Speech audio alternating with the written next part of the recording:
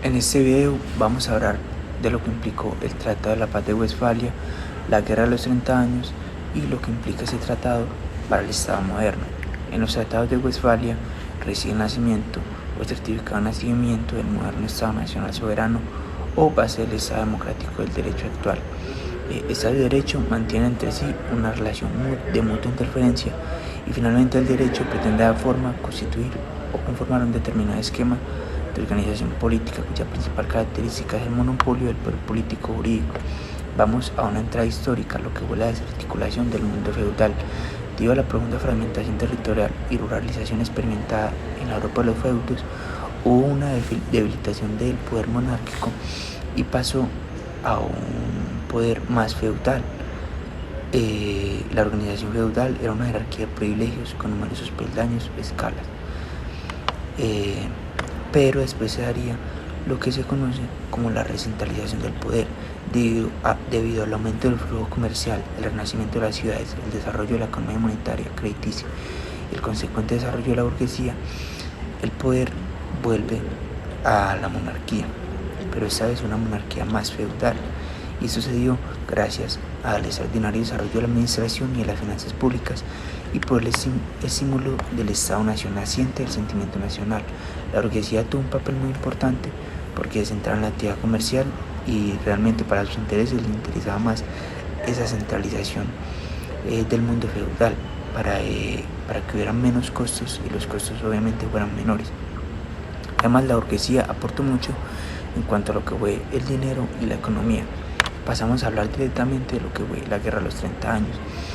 La Guerra de los 30 años fue la primera vez que se firmó una paridad jurídica de todos los estados entre sí. Esta se dio y ese Tratado de Westfalia se firmó al finalizar esta guerra. Y esta guerra representa, y este Tratado de Westfalia representa el inicio de la moderna sociedad internacional, asentada en un sistema de estados.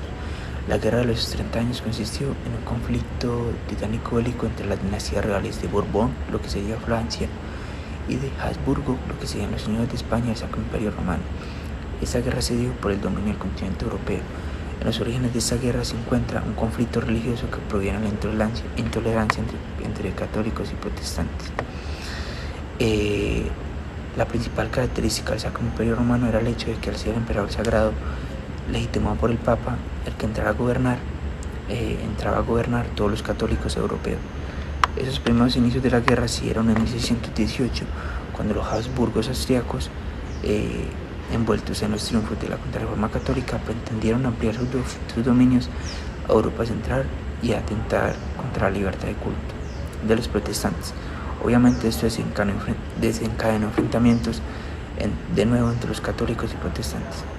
Siguiendo con la guerra de los 30 años entre los católicos versus los protestantes, empezamos con aquella percepción común entre los protestantes, ese 23 de mayo de 1618, que es la invasión del castillo de Hradčin por un grupo de protestantes en el cual logran escapar William Slavata y Jaroslav Martinitz para informar a la corte de Viena.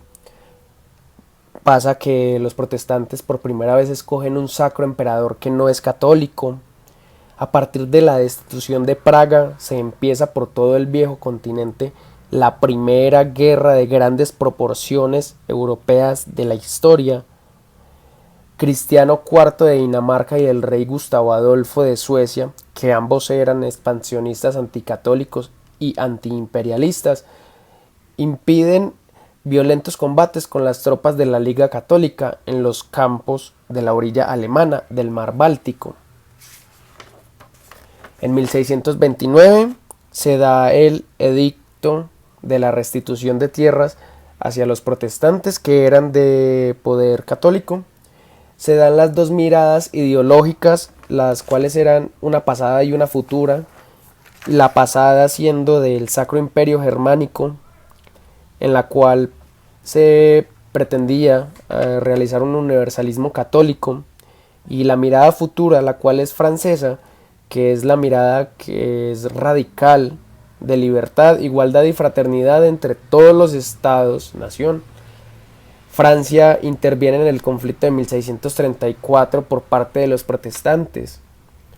El 4 de diciembre de 1644 se dan los tratados de Westfalia.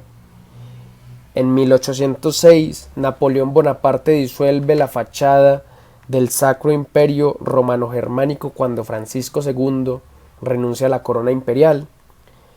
Y vamos a ver aquellas consecuencias jurídicas de la Paz de Westfalia, el núcleo del paradigma westfaliano, las cuales son la consolidación de la libertad de culto y la afirmación formal de la soberanía estatal.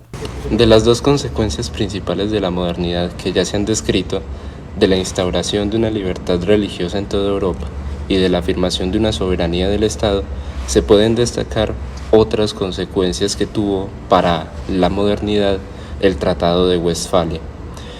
Entre ellas encontramos la puesta en segundo plano del poder del Sacro Imperio Romano-Germánico y el Papado para las decisiones del continente europeo, la consolidación de los estados alrededor de la figura del rey, es decir, el absolutismo monárquico avalado por una divinidad, la razón de Estado que está por encima de la ley moral universal como se hacía en el medioevo, la separación entre la política y la religión, cosa que desembocó en relaciones más horizontales entre los estados y no en relaciones verticales como se hacía en el medioevo, y finalmente en una expansión de la burocracia, el absolutismo y el militarismo, del laicismo y la creación de un nuevo derecho público europeo en la modernidad.